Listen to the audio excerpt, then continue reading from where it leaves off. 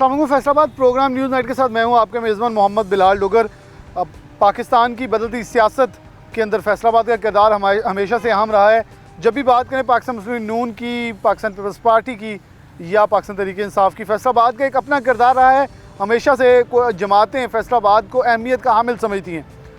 इस वक्त सेनेट की बातगश तो हर तरफ जारी है, लेकिन बल्दियाती सेटअप जो कि मेरे ख्याल में, मैं हमेशा से कहता आया हूँ, हमेशा हर सियासी जमात का सबसे बड़ा नारा होता है, लेकिन वो नारा ही रह जाता है। कोई भी जमात बल्दियाती सेटअप को फ़ाल करने में महरूम रहती है। पाकिस्तान तहरीक इंसाफ भी जब से आई है यही कहती आ रही है, हम बल्दियाती सेटअप लाएंगे, एक नया बल्दियाती सेटअप, एक मुनफरिद बल्दियाती सेटअप। लेकिन बल्दियाती सेटअप लाया गया, उसके बाद दोबारा से रद्दोबदल करते हुए दोबारा से अब टोनियों की तरफ, यानी कि मुशर्रफ का निज़ाम जो है बल्दियाती सेटअप वाला, वो बहुत मजबूत सेटअप था बिलाशुबा, उसी को इम्प्लीमेंट करते नज़र आ रहे हैं।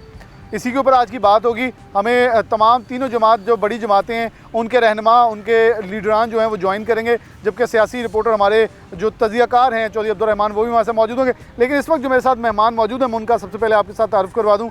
मेरे दान जानी मौजूद हैं शराफत खटक साहब, जो कि पाकिस्तान मुस्लिम नून से ताल्लुक़ रखते हैं, साबिक चेयरमैन भी रह चुके हैं। बाइन जानी मेरे मौजूद हैं राना रहील साहब, जो कि एडवोकेट भी हैं हाई कोर्ट के, जबकि इसके साथ साथ पाकिस्तान पीपल्स पार्टी से इनकी वाबस्तगी है। पुराने किसी दौर में ये जो हैं अहम तरीन पर पाकिस्तान पीपल्स पार्टी में अपने खिदमात सर अंजाम देते रहे भी हैं और देते आ भी रहे हैं। हमें ज्वाइन करेंगे सरदार नदीम सादिक डोगर, जो कि अपोजिशन लीडर भी रह चुके हैं और इस वक्त पाकिस्तान तहरीक इंसाफ के अंदर मौजूद हैं। लॉर्ड मेयर के उम्मीदवार हैं, बिलाशुबा लॉर्ड मेयर बनने नहीं, उनसे आज सवाल भी करेंगे कि आखिर अब क्या बनेंगे। जो इतने दिन बड़े पोस्टर मुहिमें चलती रही, आखिर किस तरफ अब रुख जाएगा, कौन क्या बनेगा। ये तो बड़ा मजबूत निज़ाम आप ला रहे थे, लेकिन एकदम से फिर वो लूला लंगड़ा निज़ाम बन गया आपके मुताबिक। शराफत खट्टर साहब से मैं इसका आगाज़ करूँगा। शराफत साहब, बहुत शुक्रिया वक्त देने के लिए। कैसे देखते हैं कि पाकिस्तान मुस्लिम नून हो, पाकिस्तान पीपल्स पार्टी हो, पाकिस्तान तहरीक इंसाफ हो, ये सवाल तो वैसे पुराना हो गया कि हर कोई बल्दियाती सेटअप के मुखालिफ नज़र आई है, बल्दियाती सेटअप को फ़ाल करते नज़र नहीं आते। इस वक्त आप कैसे समझते हैं दोबारा से रद्दोबदल हो रही है? क्या ये बल्दियाती सेटअप बल्दियाती इलेक्शन करवाने के लिए संजीदा हैं, या बल्दियाती इलेक्शन को मुलतवी करने के बहाने और सिर्फ लारे रप्पे लगते हैं पाकिस्तान तहरीक इंसाफ के? बिस्मिल्लाहिर्रहमानिर्रहीम। बहुत शुक्रिया सिटी 41 का। लेकिन डॉक्टर साहब, मेरी स्पीच ऑन दी रिकॉर्ड है म्यूनसिपल कॉरपोरेशन में।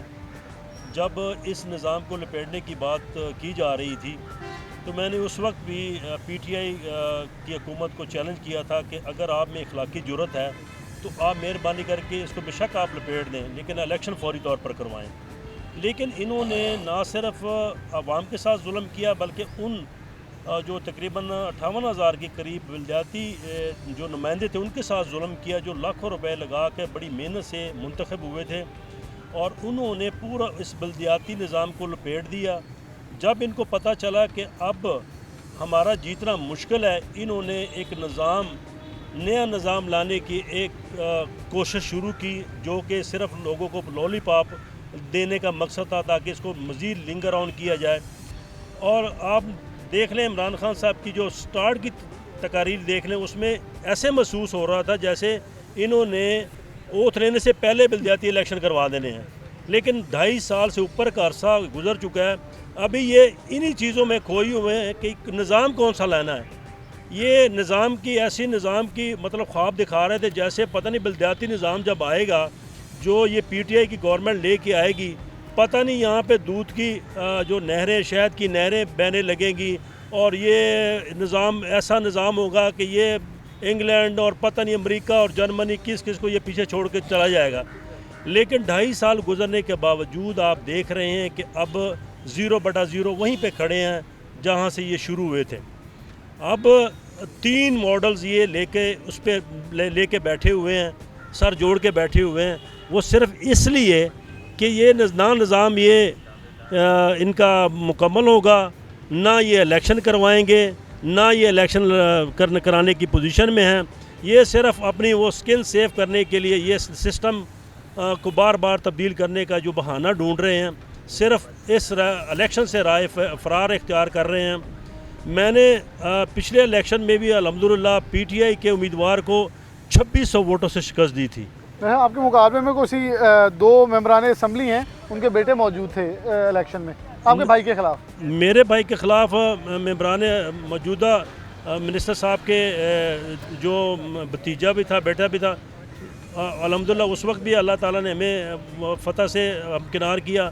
अब भी ये दावा तो नहीं करता, लेकिन अल्लाह की मेहरबानी से जब भी PTI से नून लीग का मुकाबला होगा तो इंशाल्लाह ताला फिर नून लीग इंशाल्लाह ताला नून लीग जीते। मैं राना रहील साहब की तरफ बढ़ूंगा। बहुत शुक्रिया वक्त देने के लिए। राना साहब, क्योंकि आपका कानून से बड़ी वाबस्तगी है, क्या समझते हैं कि सुप्रीम कोर्ट को जो हमारी मौजूद अदलिया को बेवकूफ़ बनाने की कोशिश की जाती है, जैसे तारीख पड़ती है साथ ये भी तारीख दे देते हैं, वो फैसला सुनाने लगते हैं, ये कह देते हैं जी हम तो 1 महीने बाद इलेक्शन करवाने लगे हैं, हमने तो मांग ली है, हल्काबंदी कंप्लीट हो गई है।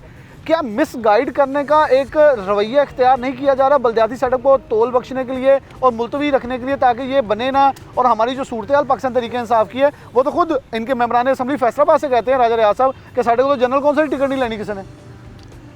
जी डोगर साहब, आपका इंतहाई शुक्रिया, C41 का शुक्रिया कि आपने मुझे बुलाया यहाँ पे और इस आम तरीन मौजू के हवाले से बात की।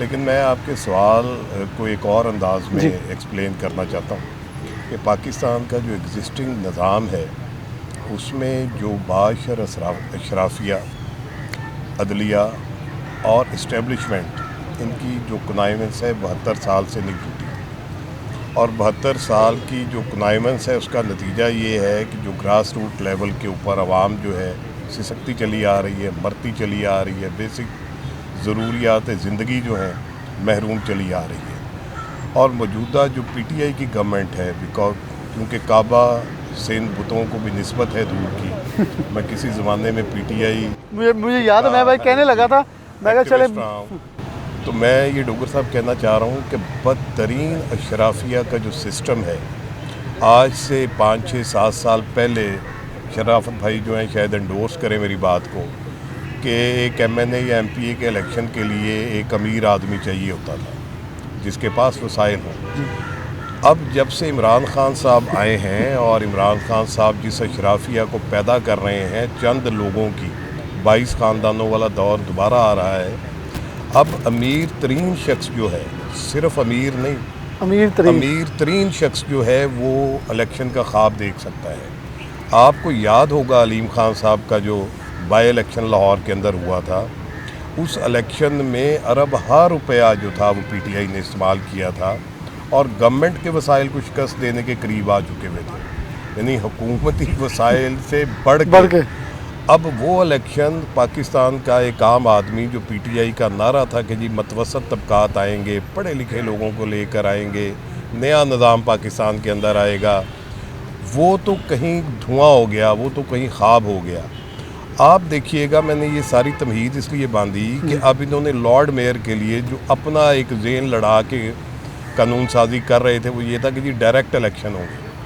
डायरेक्ट इलेक्शन का मतलब ये है कि फैसलाबाद जो लाखों लोगों का शहर है, यहाँ एक MNA का इलेक्शन लड़ना मुश्किल हो जाता है और 4 MNAs की कॉन्स्टिट्यूंसी के ऊपर आप एक लॉर्ड मेयर का इलेक्शन, उसमें कितने वसाइल होंगे, वो कितने ताकतवर लोग उस इलेक्शन का ख्वाब देख सकते हैं, इसको विजुलाइज करने के लिए कोई रॉकेट साइंस नहीं चाहिए।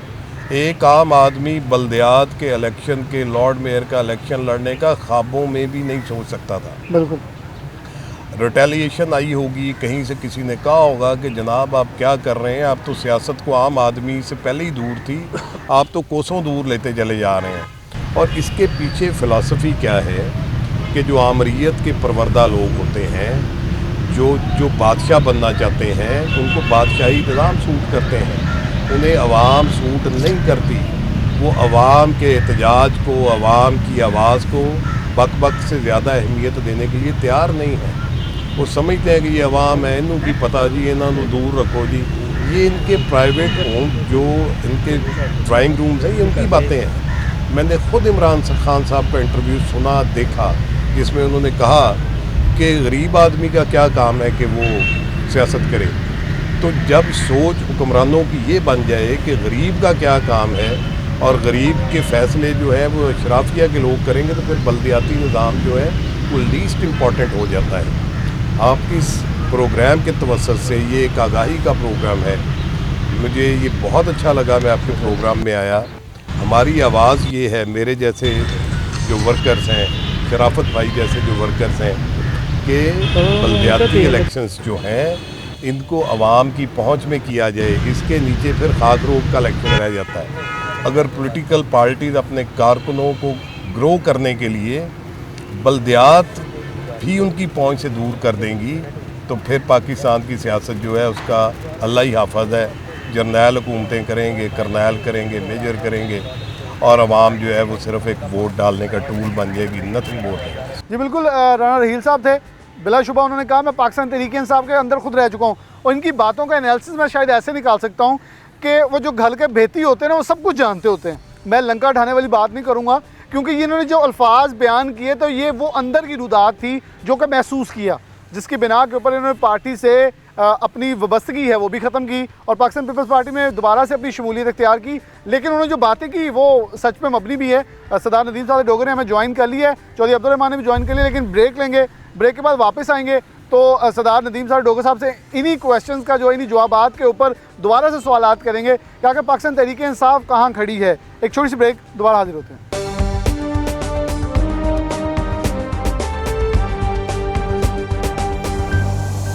वेलकम बैक नाज़रीन, दोबारा से प्रोग्राम के अंदर खुशामदीद कहते हैं। जैसे कि बात करते हैं, राना साहब ने जवाबात दिए तो अब सरदार नदीम साहब डोगर साहब, शराफत साहब ने भी कहा, इन्होंने कहा उनका पाकिस्तान तहरीक इंसाफ, शराफत साहब की एक बात बड़ी ठीक थी कि हमें ऐसा लग रहा था इमरान खान ओथ बाद में उठाएंगे, इलेक्शन पहले करवा देंगे बल्दियात के। राना साहब ने कहा कि जमात बेसिकली ऐसे लोगों को परवान चढ़ा रही है जो सिर्फ अमीर नहीं अमीर तरीन होंगे, वही इलेक्शन लड़ सकेंगे।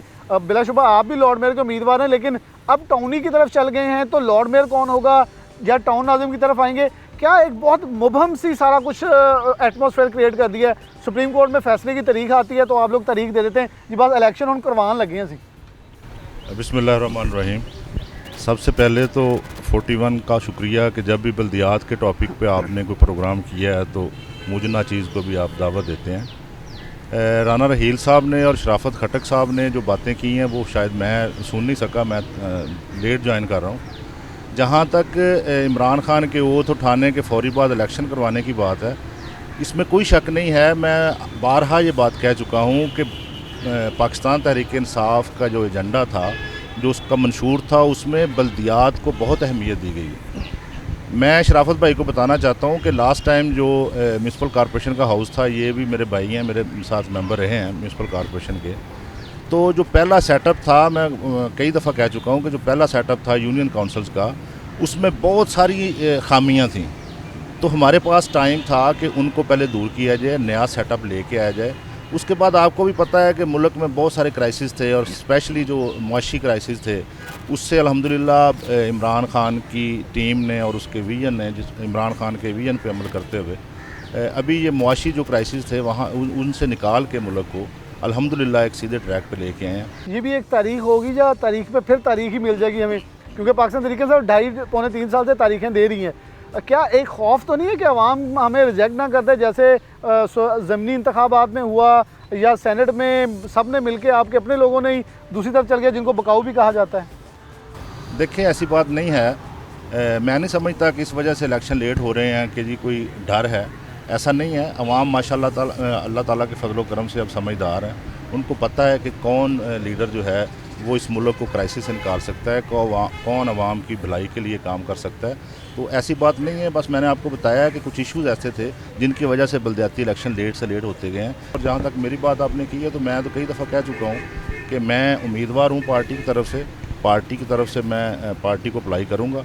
पार्टी कायदीन अगर बेहतर समझेंगे, मुझे टिकट देंगे तो इंशाल्लाह ताला मैं आपको विन करके दिखाऊंगा, और अगर पार्टी कायदीन किसी और को बेहतर समझेंगे तो इंशाल्लाह ताला मैं उसकी कैंपेन करूंगा। मैं पाकिस्तान तहरीक इंसाफ के नामजद उम्मीदवार की सपोर्ट करूंगा इंशाल्लाह ताला। असल बेसिकली यही मैं इनके पॉइंट से आगे चलूँगा। ये वो लोग हैं, राना साहब भी शायद मेरी इस बात को इंडोर्स करेंगे, खटक साहब भी, कि ये वो लोग हैं जो पार्टी का सासा हैं, और यही ऐसे कुछ लोग MNA MPA के तौर पे भी उम्मीदवार थे, लेकिन फिर उनको निगलेक्ट किया गया। तो पाकिस्तान तहरीक इंसाफ ने 16 वोट अपने खिलाफ पड़ते देखे, क्योंकि अपने बंदे होते तो एतमाद कर जाते, अपने नहीं थे तो फिर चले गए। चौधरी साहब की तरफ बढ़ूंगा। चौधरी रहमान साहब, अब्दुल रहमान साहब, आप देख रहे हैं कि पाकिस्तान तहरीक इंसाफ इस वक्त बल्दियाती सेटअप के लिए तैयार है, या ये समझ रहे हैं कि हमें बदतरीन शिकस्त का सामना ना करना पड़ जाए? आवाम से जो महंगाई का तूफान है, खान साहब पंजाब के अंदर फिर से तब्दीलियों के इशारे दे रहे हैं। आप इस पूरी चीज़ को इस वक्त कैसे देख रहे हैं? क्योंकि रोज़ इलेक्शंस को रोज़ इनको कवर करें, ख़ास तौर पे इलेक्शन कमीशन कवर करते हैं। मेरे ख्याल में आप रोज़ एक नई ब्रेकिंग न्यूज़ दे रहे होते हैं कि एक और नई खुशखबरी, ये कब तक खुशखबरियाँ आएंगी, ये बड़ी खुशखबरी कब पहुँचेगी हमारे तक? Thank you Bilal. देखिए यहाँ पर सबसे बड़ा हमारा ये मसला है कि जो भी जमहूरी हुक्मरान आता है, चाहे वो इमरान खान हो या नवाज शरीफ हो या बेनज़ीर इवन, कोई भी बलदियाती इंतखाबात नहीं करवाना चाहता जब तक अदालत का प्रेशर ना जाए। देखिए इस मुल्क में जो पहले इंतखाबात है वो हमारी जो क़यादत जिन्होंने पाकिस्तान बनाया था उन्होंने भी नहीं करवाए, वो जाके यूब खान को करवाने पड़े थे, बेसिक डेमोक्रेट्स जिनको बीडी मेंबर्स कहा जाता था। फिर उसके बाद जब फैसलाबाद का पहला मेयर बना 1979 में, तो वो ज़िया उल हक कह रहा था। भुट्टो दौर में कोई इनको इतना ज़्यादा एम्पावर नहीं किया जा सका। इसके बाद देख लें मुशर्रफ दौर का निज़ाम कितना मजबूत था, और उससे कबल जो नवाज शरीफ का निज़ाम था बहुत कमज़ोर था। फिर यही बात हुई, जो ही मुशर्रफ दौर ख़त्म हुआ, नवाज शरीफ का कमज़ोर निज़ाम चलता रहा, और वो भी अदालत की वजह से इन्होंने करवाए। 2008 से हुकूमत में आए और 2015 में इंतखाबात हुए और 2017 में उन्हें पावर्स मिली, यानी कि उन्हें पूरे 2 टेनोर लग गए सिर्फ बलदियाती इंतखाबात करवाने में ही। तो ये एक बड़ा मसला है। अब इमरान खान की बात करें, देखिए बिलाशुबा उन्होंने बड़े दावे किए होंगे, वादे किए होंगे, लेकिन मसला ये है कि जो उनकी हुकूमत है पंजाब में या मरकज़ में बहुत थोड़े वोटों पे खड़ी है।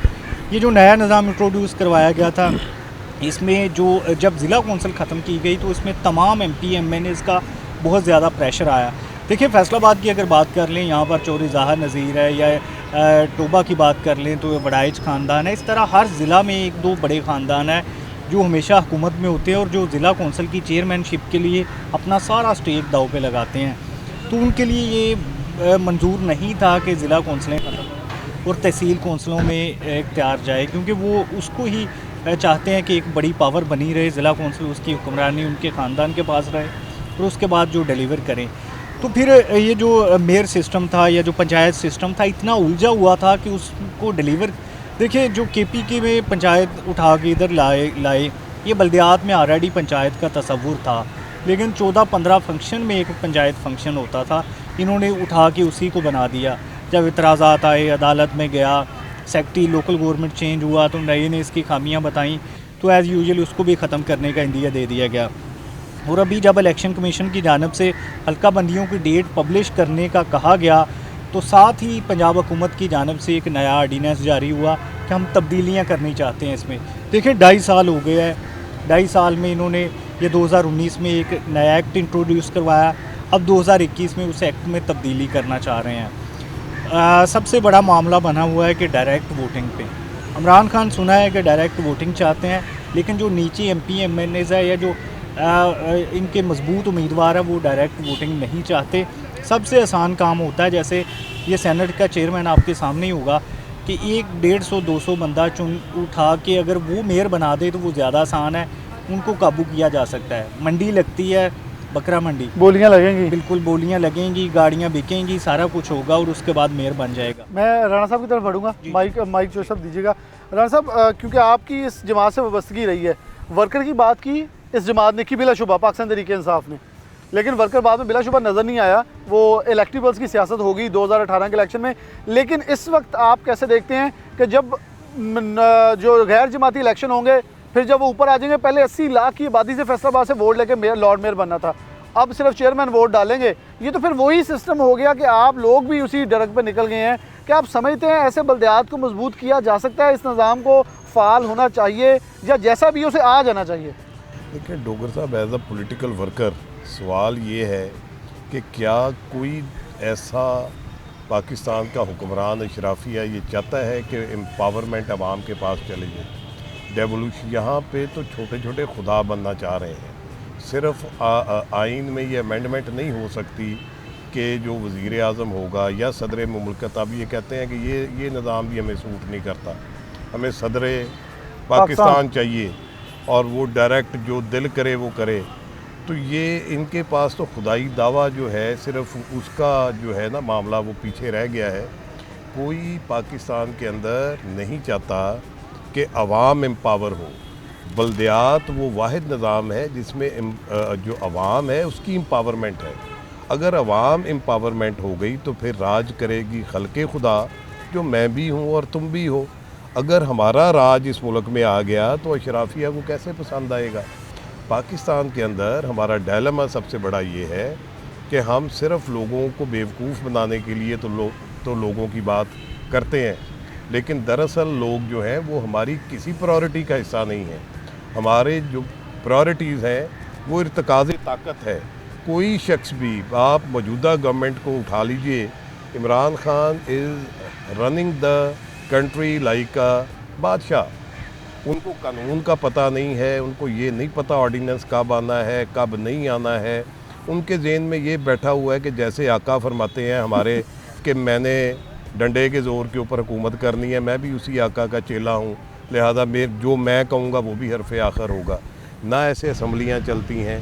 और इसमें तो अवाम एम्पावर, देखें ना, इमरान खान पे कदगन एक कौमी असम्बली है, वहाँ पर चलें, अवाम की बज़ाहिर सुनवाई है, तो बहुत सारी कदगनें इनकी पावर्स के ऊपर लगी हुई हैं। अगर बल्दियात आ गया तो फिर तो बिल्कुल ही पावरलेस हो जाएंगे। जो 50-50 करोड़ रुपया दे के अरकान असम्बली की जो हमायतें ख़रीदी गई हैं और उनको दिए गए हैं, वो तो जाएगा बल्दियात के पास फ़ंड। ये इमरान खान साहब को सूट नहीं करता। और दूसरा, इस वक्त क्योंकि आप बल्दियात के इलेक्शन को सियासी तनाज़र से हट के नहीं दे सकते। पाकिस्तान में जो रिसेंट इलेक्शंस हुए हैं, चाहे वो ज़िमनी इंतखाबात हों, चाहे वो सेनेट के लिए जो इंतखाबात हुए हैं, अवाम ने पीट दिया है, अवाम ने ये बता दिया है कि हमारे जो मसाइल हैं उनका हल कम अज़ कम इमरान खान के पास कोई नहीं है। तो आगे बल्दियात जो है, ये तो अगर इसमें कोई भी लूला लंगड़ा सिस्टम भी आएगा तो अवाम का जो रद्द अमल है वो खुल के सामने आएगा। वो खुल के तो सामने। कौन वज़ीर आज़म है जो ये चाहेगा?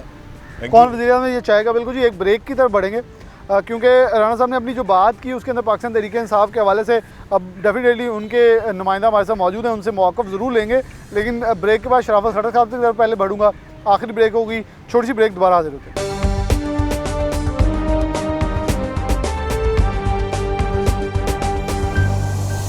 वेलकम बैक नाज़रीन, दोबारा से प्रोग्राम के अंदर खुशामदीद कहते हैं। खट्टर साहब, आपने बातें सुनी चौधरी साहब की भी और राणा साहब की भी।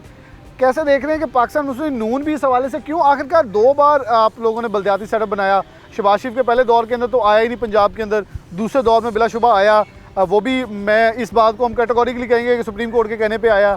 अगर हम जाएँ नवाज शरीफ के पुराने दौर के अंदर, पाकिस्तान मुस्लिम नून और तमाम जमातें आकर खाइफ क्यों होती हैं ये मेम्बरान असम्बली? क्योंकि आप बल्दियात के लोग हैं, आपने इस चीज़ को बिल्कुल ओपनली बताना है कि आकर मेम्बरान असम्बली क्यों चाहते हैं कि उनके डेरों पे रौनकें लगी रहें। PTI ने बिलाशुबा कहा कि सिर्फ फ़ंड मिलेंगे तो बल्दियात को मिलेंगे, MP MNA को कुछ नहीं मिलेगा, लेकिन 50-50 करोड़ अब सेनेट पे भी मिल गए। तो ये आपकी जमात में भी रवायत कुछ, मेरे ख्याल में, मैं पाकिस्तान तहरीक-ए-इंसाफ को देखता हूँ तो लगता है जैसे नून लीग की कुछ 50-50 से भी ज़्यादा कॉपी पेस्ट चल रहा है। तो आप लोगों ने क्यों सब चीज़ें सिखा दी उन्हें, क्या वो भी वही कर रहे हैं? देखिए, बात ये है कि जब डॉक्टर साहब मैं 2001 में जब मैं नाज़म बना तो वो इतना मजबूत निज़ाम था, उसमें भी फ्लॉस थे, उसमें एक लंबी बहस की जा सकती है, लेकिन वो ब्यूरोक्रेसी की उन्होंने कमर तोड़ के रख दी थी। आप यकीन करें कि मैंने यहाँ पे लिटरली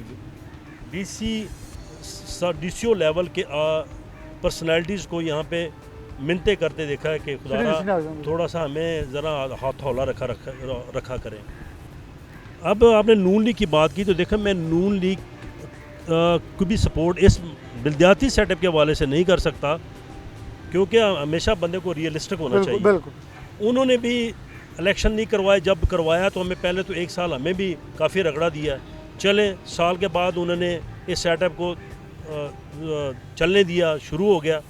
लेकिन मैं इमरान खान साहब से ये सवाल करता हूँ कि आपने सिर्फ ये बुग़्ज़ नून लीग में अवाम के साथ क्यों जुल्म किया? इसकी जस्टिफिकेशन क्या, क्यों उन्होंने मुंतखब नुमाइंदों को घर भेजा? और रही बात दोबारा सेटअप की, तो देखें अगर दोबारा सेटअप आ भी गया, जिस तरह मेरे नदीम भाई ने कहा कि इलेक्शन अभी रिसेंटली जो सेनेट का इलेक्शन हो जाएगा तो इसके बाद बल्दियाती इलेक्शन चले आ जाएँ, हो जाएंगे, तो इसकी क्या गारंटी है दूसरी हुकूमत आएगी इनको वो छोड़ देगी? ये कोई ज़रूरी तो नहीं है कि दोबारा PTI ही आएगी। PTI ने जिस तरह अवाम का हल कर दिया, तो मेरा तो नहीं ख्याल है कि PTI के MP MNA की ज़मानतें ज़ब्त हो जाएंगी, मुझे यकीन है इंशाल्लाह। फिर वो ये करेंगे ना, नदीम साहब जैसे लोगों को जो वर्कर हैं हकीकी, इनको आगे लाएंगे, लड़ो इलेक्शन थे अवाम ने मनाओ। देखिए नदीम एक ग्रॉस रूट लेवल से ये ग्रूम कर रहा है, हम भी ग्रॉस रूट लेवल से ग्रूम कर रहे हैं।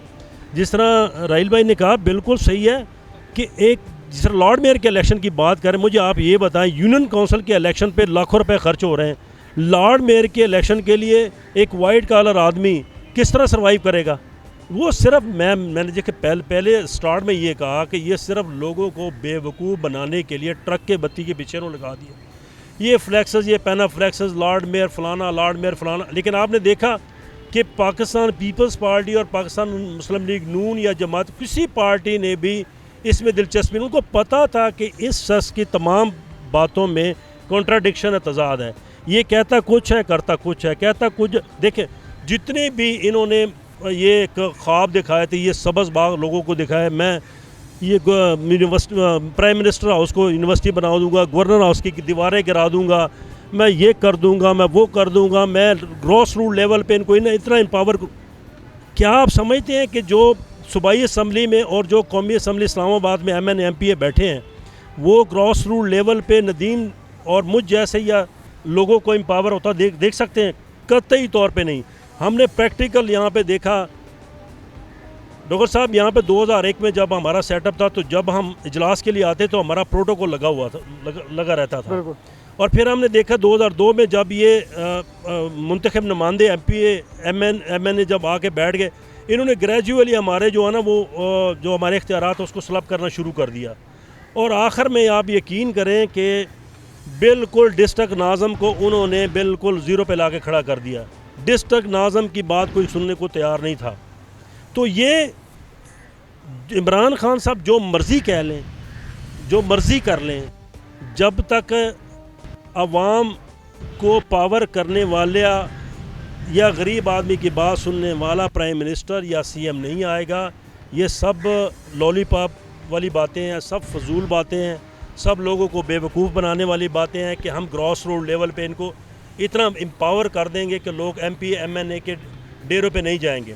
देखिए, वो भी पब्लिक के नुमाइंदे हैं। आपने देखा कि उन्होंने कहा कि हम फ़ंड नहीं देंगे। अब हमारे फ़ंड पे डाका डालने के लिए हमारे अदारे तोड़े गए, इसमें कोई शक नहीं। ताकि ये म्यूनसिपल कॉरपोरेशन के करोड़ों रुपए के फ़ंड हमारे मौजूद थे, जब हमसे ये हमारा हक छीना गया।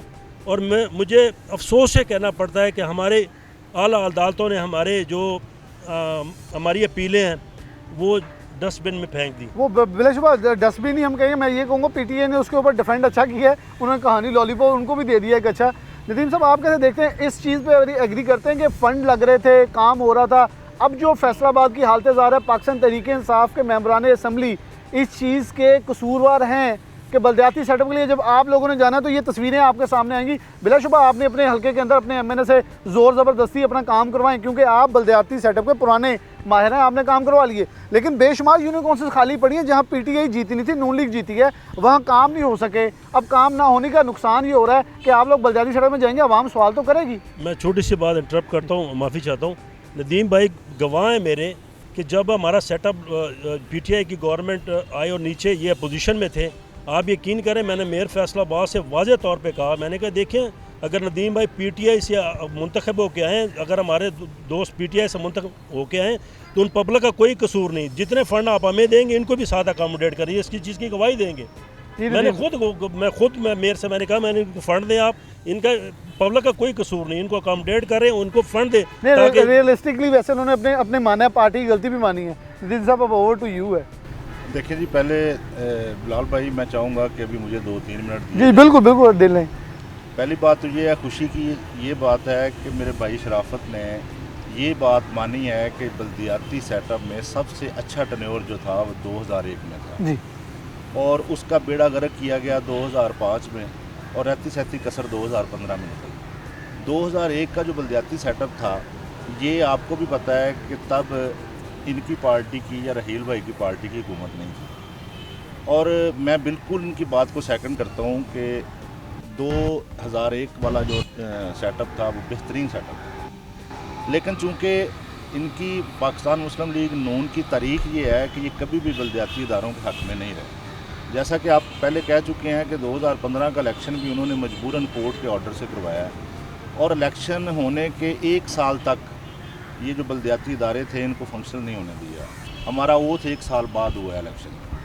तो पाकिस्तान मुस्लिम लीग नून तो कभी भी बल्दियाती इदारों के हक़ में नहीं, जब मजबूरन कोर्ट के ऑर्डर्स की वजह से अगर इनको इलेक्शन करवाना भी पड़े हैं। वैसे PTI की तारीख भी बन जाएगी अब। मैं अभी गुजारिश करता हूँ, बन गई है। जहाँ पे ये मेरे भाई ने कहा है कि ये बलदियाती इदारे जो हैं ये गवर्नमेंट ने ख़त्म कर दिए हैं।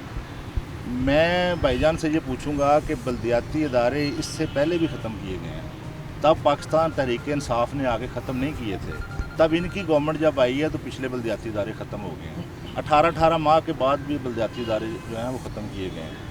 तो हमारी गवर्नमेंट आने के बाद अगर ये बलदियाती इदारे ख़त्म किए गए हैं तो उसका मतलब ये हरगिज़ नहीं था कि हमें ये डर था कि पाकिस्तान मुस्लिम लीग नून वाले यहाँ बैठे हैं। मैं पहले भी कह चुका हूँ कि ये जो पिछला बलदियाती सेटअप था इसमें बहुत सारी खामियाँ थी। शराफत भाई इस बात को, मेरी बात को मानेंगे कि यूनियन काउंसिल में एक वाइस चेयरमैन का क्या फंक्शन था। वाइस चेयरमैन जो था उसका कोई फंक्शन नहीं था, जनरल काउंसलर का कोई फंक्शन नहीं था, सिवाय चेयरमैन के यूनियन काउंसिल में कुछ भी नहीं था। म्यूनसिपल कॉरपोरेशन में भाई को पता है कि जो डिप्टी मेयर थे, डिप्टी मेयर का कोई फंक्शन नहीं था। डिप्टी मेयर को एंगेज करने के लिए या उसको ये महसूस करवाने के लिए कि नहीं मैं डिप्टी मेयर हूँ, तो पहले 2-3 इजलास जो थे साबका रवायात की तरह उसको प्रिजाइड करता था मेयर।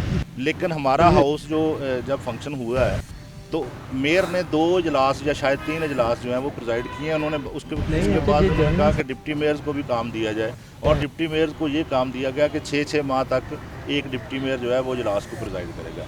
इसके अलावा मेरे भाई बता दें कि किस डिप्टी मेयर के पास कोई इख्तियार लीगली था। अच्छा, ये जवाब हो गया। अब हम अगले में जो मेरा हमारे मेम्बरान, मैं उसकी तरफ ही आ रहा हूँ।